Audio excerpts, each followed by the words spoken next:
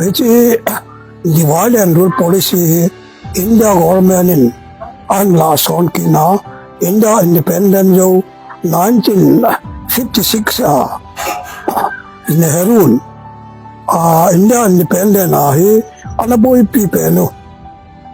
India ten British ten adona wam se British ten na ji ko lowa ame manasimawa kukigam aylo le here independent country na tiwai hechigam ina hi hechigam hi India da la di wacho har khale kukigan thumule mena pi do di wai atiwa bolmate hi ngayong na seiwa anada ha wai he chun Nehru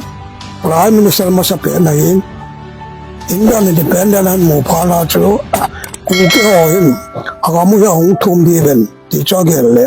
koi mai na che po ben an me le kuke hola che pe na dinga le kha thim le lam kai pen chu e pu lun ne ai lun ne ga hongin kuke ho nung thu de hong sei de mati le palun ne che le pha na he 1956 palun ne ko ma hwa palun ne to ke ho lan le Nehru na ya da ta ni palun ne khong sunga hi kuke ho ni ma cha sei lo di wa hi ti ayat pha na he kile kina burial huna 1956 hi kuke han su mga sub tribe kong na san dom do le palun ne sa do ri kong na san bol leng le cha chu tin khamin lun nen bon sa do ri kong na sa bol le ta pai te ri kong na san bol le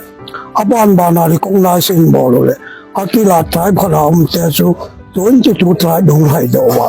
ku kia nam lo wa thai ala chu chu sot ta na che kan wa nong sang pen u ho ma nga meli ang ka yin ome emeli hi la yin pu doctor ti lun kin to Delhi a che lonin Delhi India government hi nga ka sei lon le India ten asmang pai pai ngam he bin British te a ki cha bin chi a chu ta any cookie ki hi recognize in POI Saat kam ta ta je chun he chi ku ke a cho nom nom rutin anom lo chula saja bo the lo ya chu